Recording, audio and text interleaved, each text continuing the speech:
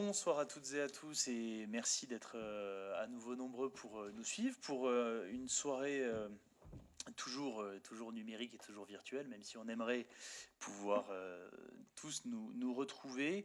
Mais il n'empêche que l'action municipale continue et que nous voulions ce soir, avec mon adjointe Elisa Faure et puis avec nos deux collègues dont je vais te laisser le plaisir et l'honneur de présenter, avoir un débat avec vous toutes et tous sur la politique des solidarités, les politiques d'aide à la personne qui ont été si importantes, qu'ils le sont toujours, mais qui l'ont été encore plus ces derniers mois, naturellement, au vu de la crise sanitaire que nous traversons, qui ont nécessité des adaptations extrêmement fortes de la manière dont la ville, à travers son CCS, à travers l'ensemble de ses partenaires aussi que nous mobilisons au quotidien, ont pu venir au service de situations particulières à travers les mesures que nous connaissons, de confinement, de restrictions, de difficultés, et qui, je crois, à travers la crise sanitaire que nous traversons, mais ses répercussions aussi économiques et sociales, nécessitera de tenir ce maillage social et de pouvoir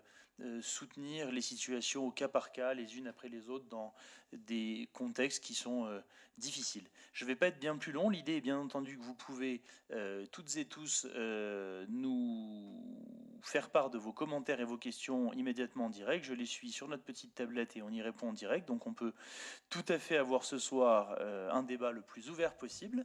Et je vais tout de suite passer la parole à Elisa pour vous présenter le fonctionnement un petit peu de la soirée, tout simplement. Merci. Donc bonsoir à tout le monde. Donc c'est bien dans le cadre de la démarche de proximité vers les Briançonnais que la nouvelle municipalité propose plusieurs formats de temps de rencontre afin que les habitants puissent exprimer leurs problématiques et leurs propositions en termes de civisme pour faciliter le vivre ensemble. Pour cela, on a donc organisé différents temps de rencontre, autant de quartiers que de vie associative. Et c'est dans le but de tenir informés les habitants des fonctionnements des services municipaux et des décisions qui concernent la société que nous proposons les rencontres soirées-débat, comme nous les proposons ce soir. Dans le contexte de la crise sanitaire, ces temps de rencontres ont dû évoluer, et notamment en dérivant sur le format numérique du Facebook Live. En novembre, nous avions présenté la nouvelle organisation autour du déneigement, et ce soir, nous avons donc décidé d'aborder les politiques d'aide à la personne. Afin de découvrir les différents services et les actions existantes, celles qui sont confortées par la nouvelle équipe, et afin de vous présenter les projets à venir, je vais laisser la parole à mes collègues élus, Madame Aschettino et Madame Astier, converser. Et je tiens aussi à remercier la présence de Mesdames Pétieux et Chambon qui ont bien voulu nous accompagner pour répondre au mieux à vos questions. Et voilà, je vous remercie d'être... Annie, tu as la parole. Bonsoir à toutes et à tous. Donc, en tant qu'adjointe aux solidarités, il m'appartient effectivement de vous présenter un petit peu le CCAS. Je vais le faire en quelques mots. Naturellement, si vous avez des questions à poser, n'hésitez surtout pas. On se fera un plaisir et on est là pour ça, à y répondre. Le CCAS, il travaille surtout sur deux axes, un axe vers la population en général et un axe plus particulier vers les personnes âgées. Pour les personnes âgées, les chamboulements ont été importants cette année, puisque malheureusement, comme on a tous à faire face à la Covid, et pour les personnes âgées, ça a été encore plus impactant peut-être, parce qu'il y a beaucoup d'animations qui étaient mises en place par le CCAS qui ont dû être annulées. Et il a fallu essayer de compenser un tout petit peu.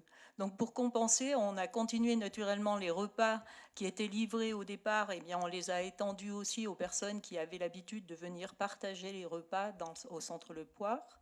Et puis on a essayé aussi de faire que tous ceux qui veulent en bénéficier puissent bénéficier des repas le dimanche aussi. Le club a fermé, mais il a été où on a essayé, on essaye toujours d'ailleurs, de faire en sorte que les personnes aient quand même des possibilités d'avoir des animations à domicile. Donc on a une de nos auxiliaires de vie qui fait le tour, qui va essayer de proposer des animations aux uns et aux autres en fonction de ce qu'ils aiment.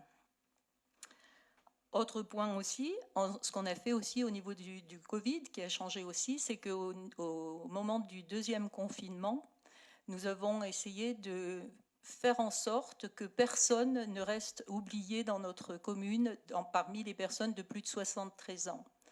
J'ai donc mobilisé des bénévoles puisque nos services n'avaient pas la possibilité de faire le travail qu'il y avait à faire, qui était énorme, et nous avons essayé de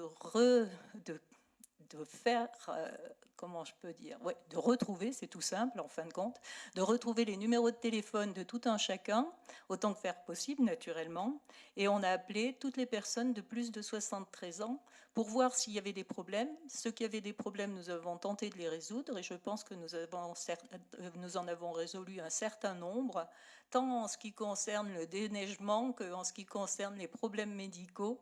Donc ça, c'est quelque chose qui a été très positif, je pense. Et je pense aussi, et j'en ai été étonnée, mais ravie malgré tout, c'est qu'on a eu pas mal de personnes qui ont été appelées et qui nous disaient qu'ils n'avaient besoin de rien, mais qu'ils étaient ravis quand même qu'on les ait appelés.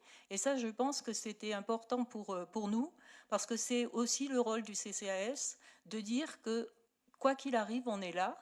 Et donc d'affirmer à tout le monde qu'un appel téléphonique, c'est vite passé et qu'il ne faut surtout pas en faire l'économie. Voilà. Autrement, que puis-je vous dire? Autrement, nous avons fini l'année avec les colis de Noël. C'est une tradition sur Briançon, comme dans de nombreuses villes. Mais c'est vrai que notre municipalité a voulu qu'il soit particulièrement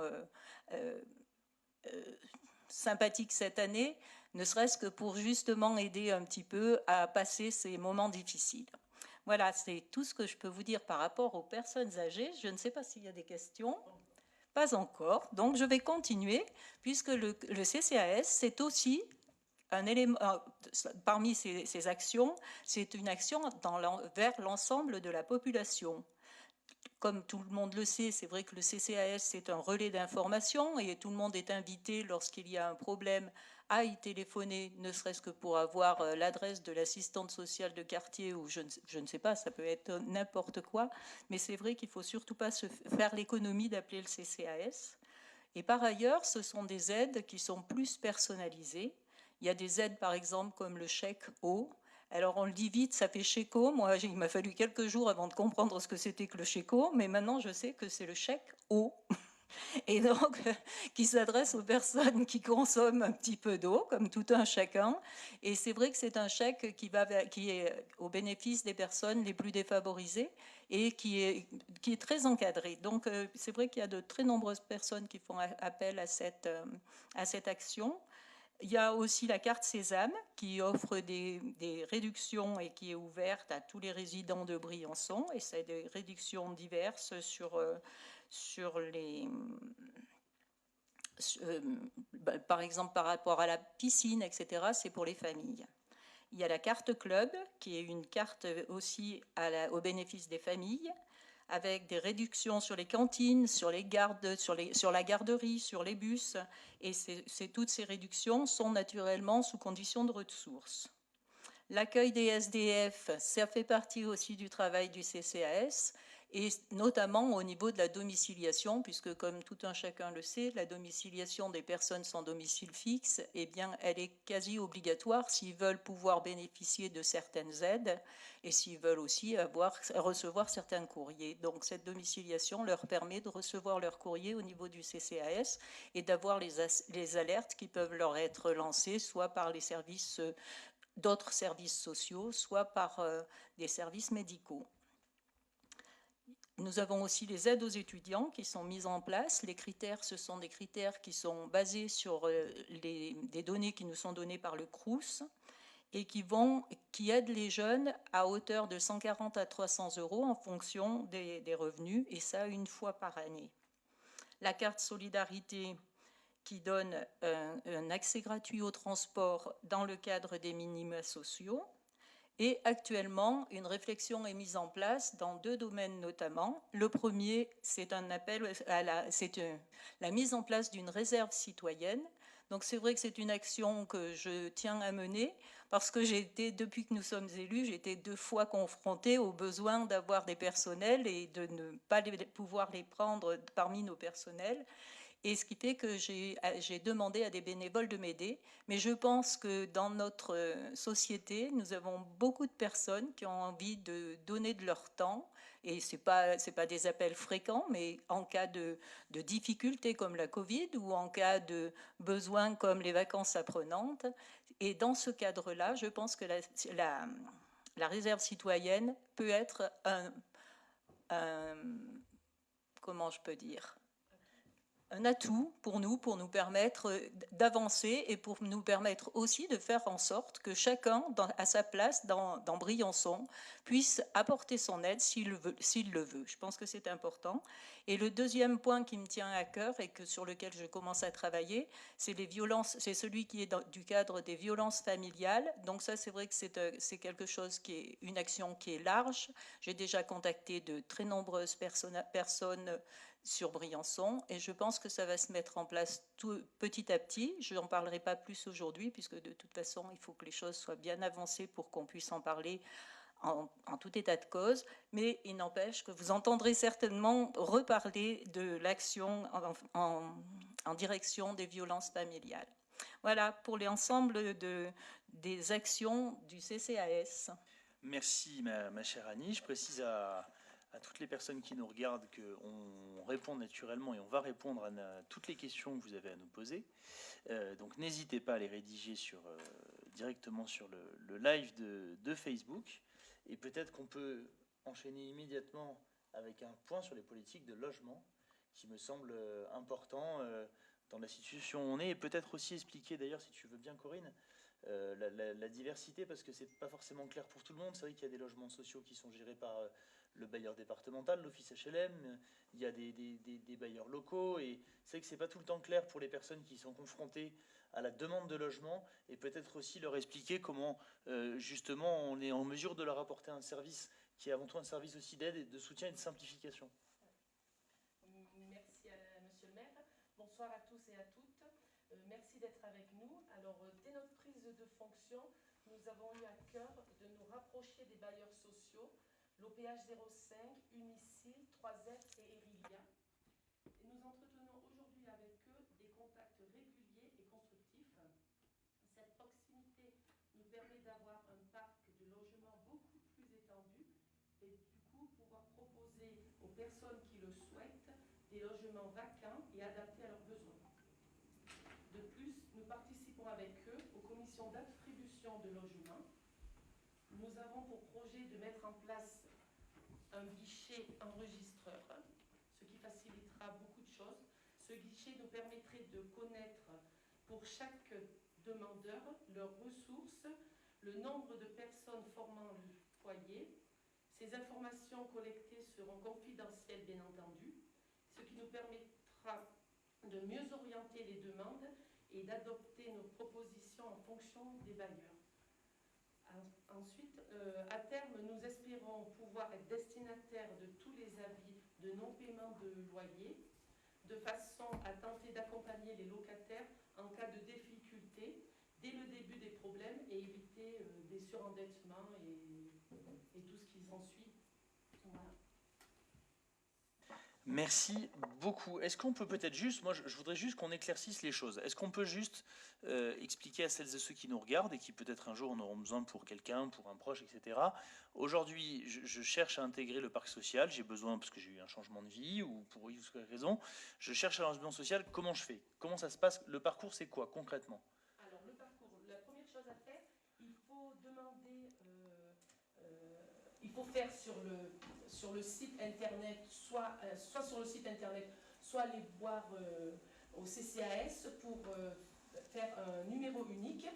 Grâce à ce numéro unique, les bailleurs sociaux pourront savoir exactement, comme je vous ai expliqué, les ressources, le nombre de personnes formant votre foyer, Et grâce à ça, on pourra voir si vous avez besoin d'un T3, d'un T4, ce que vous avez le droit et ce que vous n'avez pas le droit. D'accord. Et demande examinée tous les... Ah, ben ça dépend des bailleurs, mais on va dire... Surtout, voilà, quand on change, après, à peu près... chaque fois qu'on change, les autres bailleurs demandent le numéro unique qui soit remis à jour. Très bien. J'en profite pour rappeler d'ailleurs, et après on a une petite question qui est arrivée sur le portage de repas, j'en profite pour rappeler que, étant projet, et on y travaillait encore hier, des opérations de réhabilitation et de destruction-reconstruction qui vont nous amener dans les années qui viennent à rénover 25% du parc HLM de la ville. C'est le Barry, le bois des remparts dans la cité Vauban et les peupliers, qui sont des logements sur lesquels, à ce stade, nous avons demandé et conclu un accord avec l'office HLM pour qu'il n'y ait plus de nouvel entrant, tout simplement pour qu'on puisse au fur et à mesure entraîner le relogement de ces personnes. Je le dis sous contrôle des adjoints concernés, à chaque fois dans des conditions identiques ou meilleures, et naturellement sans aucun inconvénient financier, pour faire attention à la question des loyers, pour qu'on puisse entamer avec l'office HLM derrière l'opération de destruction totale de ces bâtiments pour les réhabiliter en neuf. Et je le dis, c'est un point important, parce que la politique de logement social ne peut pas constituer uniquement à la construction de neuf, mais en laissant des bâtiments qui sont parfois des bâtiments d'habitat indignes, et surtout qui deviennent des points inhabités, vides dans des quartiers, et qu'on essaie en tout cas de penser la politique de logement social aussi dans une politique d'aménagement du territoire. Alors, une petite question aussi toute bête qui est arrivée. Le portage à domicile, demandait-on, comment ça se passe, à partir de quel âge, quelles sont les conditions? Est-ce qu'on peut peut-être préciser un petit peu comment ça fonctionne?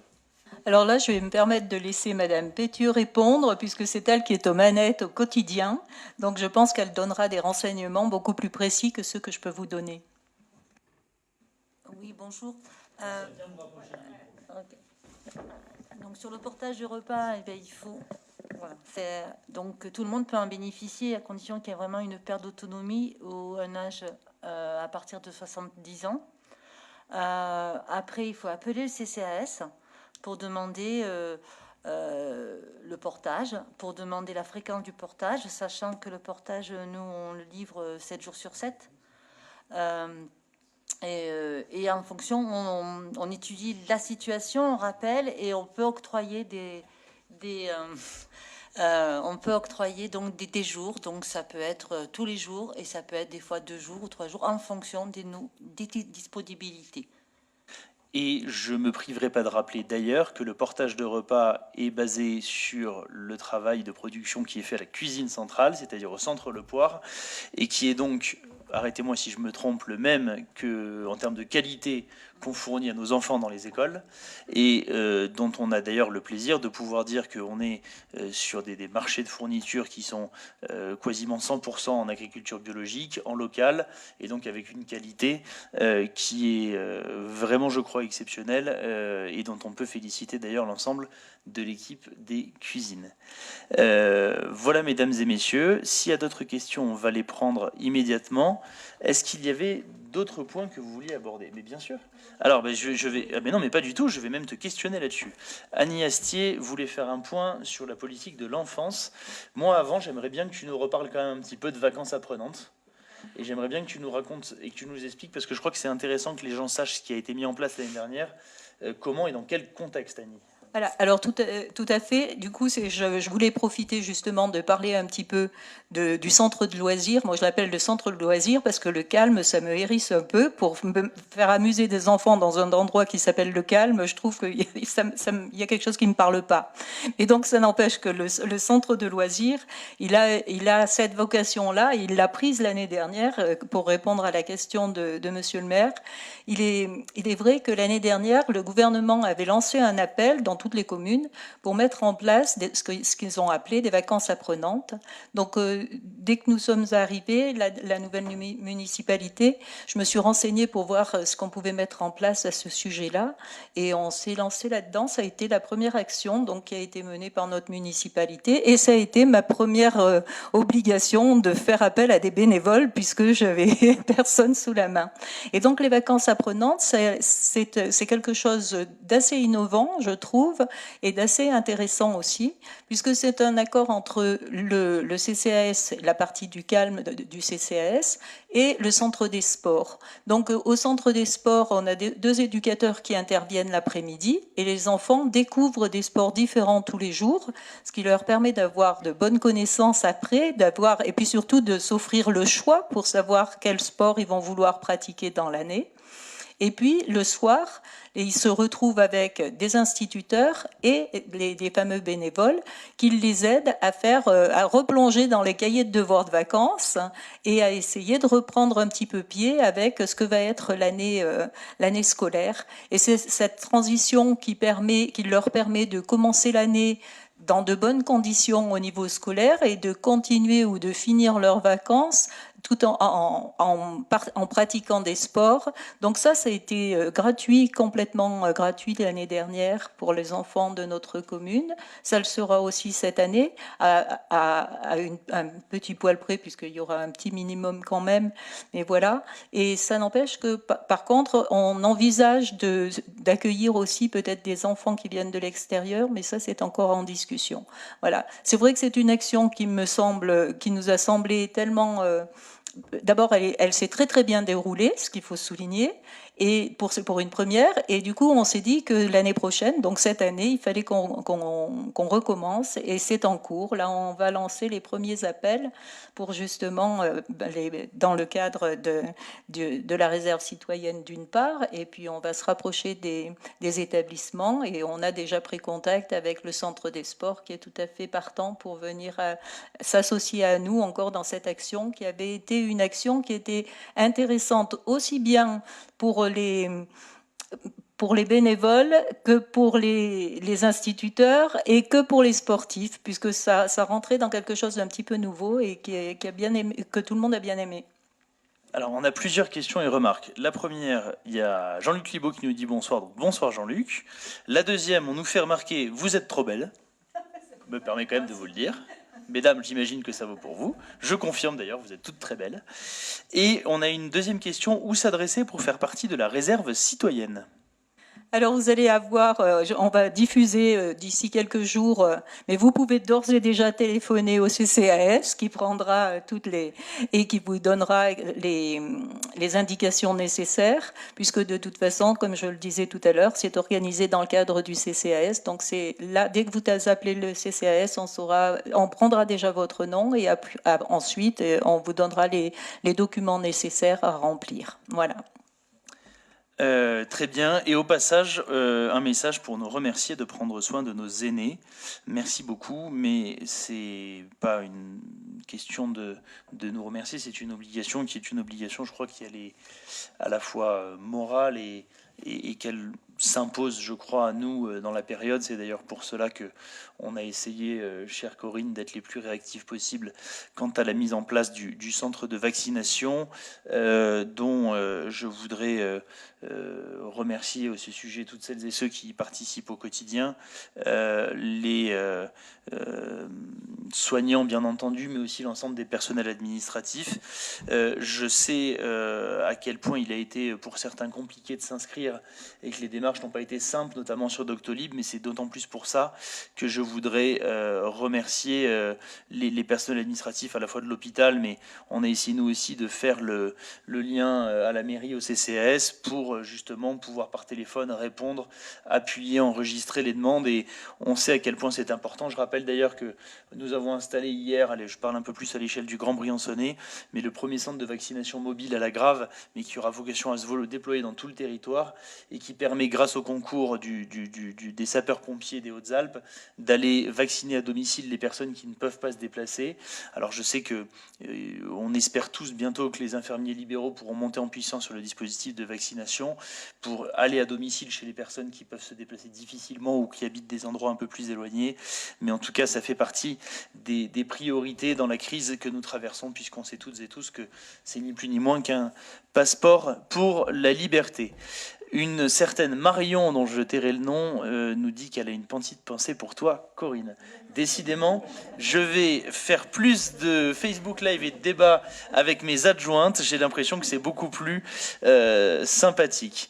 Je ne vois pas d'autres questions s'afficher. Je vais attendre 2 petites minutes si certains d'entre vous veulent en poser. Je précise que si vous voulez profiter de l'occasion pour poser des questions sur d'autres points de la politique municipale, on y répondra tout de même. Et je te repasse la parole dans l'attente. Voilà, juste, je voulais compléter par rapport au centre de loisirs. Je voulais rappeler simplement que le centre de loisirs accueille les enfants de 3 à 11 ans et qu'il les accueille pendant une période minimum de 14 jours, mais sur l'ensemble de l'année. Je pense que c'est important de le savoir et que ces journées soient ou non consécutives d'ailleurs. Et le centre de loisirs fonctionne aussi bien, tous les mercredis de l'année et pendant les vacances, naturellement. Tous les mercredis. Oui, voilà, tous les mercredis et pendant les vacances. Je n'ai pas dit de bêtises, j'ai eu un petit moment d'angoisse. Voilà. Autrement, les inscriptions, je vous les annonce déjà, puisqu'on approche des vacances du mois d'avril. Donc, les inscriptions auront lieu à partir du 24 mars pour les vacances du mois d'avril et à partir du 1er juin pour les vacances d'été. Et ce que je voudrais rappeler, c'est qu'un centre de loisirs, c'est certain, mais c'est aussi un centre de découverte. Et on a la chance d'avoir une équipe qui se mobilise énormément pour faire des vrais projets pédagogiques, des projets qui sont élaborés, qui permettent aux enfants, à travers différentes actions, de découvrir à la fois le monde de la citoyenneté et celui du loisir et celui des sports et de la créativité. Et donc, je tiens à les en remercier aussi aujourd'hui, tout comme je remercie Madame Pétieux, parce que je ne l'avais pas fait tout à l'heure, pour le travail qui est fait par son équipe, par les personnes du CCAS, parce que je pense que nous avons la chance d'avoir de bons services. Voilà. Et je vais les remercier à mon tour, et ça sera peut-être, si vous m'y autorisez, mesdames, le mot de la conclusion.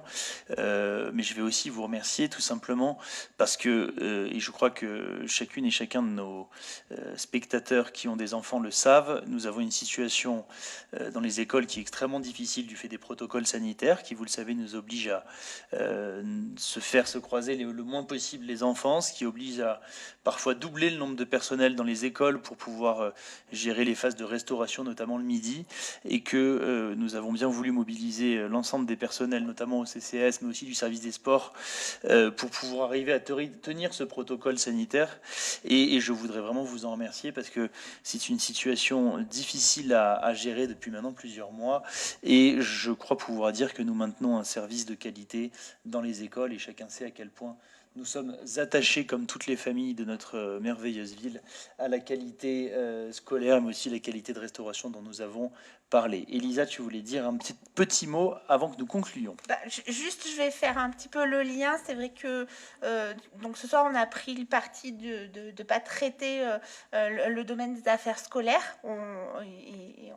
On envisage une prochaine rencontre sur ce thème-là, certainement au moment de la rentrée. Et je voulais juste faire une petite précision parce que ça a été une question qui a été aussi évoquée par rapport au centre de loisirs. Il se situe sur le même local que les affaires scolaires parce que évidemment ça touche la même population et c'est un service aussi rendu aux parents de faire un seul déplacement pour accéder aux 2 services. Eh bien, merci. Et puis, tu vois, le hasard faisant toujours bien les choses, une personne très agréable nous écrit à l'instant, Elisa, tout en discrétion. Bonsoir à tous. Je confirme que c'est une discrétion doublée d'une efficacité à toute épreuve. Et je voudrais t'en remercier, Madame le maire adjoint. Corinne, tu veux le mot de la fin? Non, plus le mot de la fin. Alors, le mot de l'avant-fin. Je voulais juste préciser pour les locataires du Barry, du Bois des Remparts, des Peupliers, et ils peuvent faire appel à nous s'ils souhaitent déménager et pouvoir voir avec nous les appartements que nous avons vacants. Donc, s'ils souhaitent, ils peuvent nous rencontrer, il n'y a pas de souci. Le message est passé. Mesdames et messieurs qui nous avez fait le plaisir de nous avoir suivis, merci beaucoup. On va tâcher de continuer de multiplier ces rencontres. Je le redis, on aimerait bien être face à vous dans une salle. On ne le peut pas, mais en tout cas, merci à chaque fois d'être nombreux à nous suivre. Preuve que les rendez-vous en Facebook Live fonctionnent. Et en tout cas, merci à chaque fois de vos messages parfois interrogatifs, même critiques, mais souvent aussi encourageants, qui vraiment nous motivent à continuer cet engagement tout simplement au service de la ville et au service de nos concitoyens. On vous souhaite à toutes et tous une excellente soirée en espérant, en souhaitant que la rencontre suivante, celle de 19h à la télé avec le Premier ministre et le ministre de la Santé, soit au moins aussi agréable que celle que nous venons de vivre, même si je n'en suis pas totalement certain. C'était un trait d'humour, mais je salue l'ensemble des Briançonnaises et des Briançonnais qui nous regardent. Excellente soirée à vous tous.